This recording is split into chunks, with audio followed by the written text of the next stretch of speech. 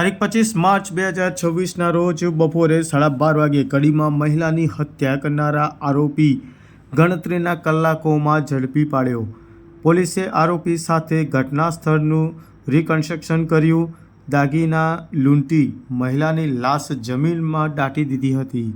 કડી તાલુકાના ઇન્દ્રાટ ગામમાં ઘાસચારો લેવા ગયેલી 54 વર્ષીય મહિલા શારદાબેન ઠાકોરની હત્યા કરીને તેમની લાશ જમીનમાં દાટી દેવાના ઘટના સામે આવી હતી, જેમાં નંદાસણ પોલીસે આ ઘટનાના ગણતરીના જ કલાકોમાં જ આરોપીને ઝડપી પાડી જેલ હવાલે કર્યો છે। પોલીસે આરોપી સાથેની ઘટના સ્થળનું રિકન્સ્ટ્રક્શન કર્યું હતું।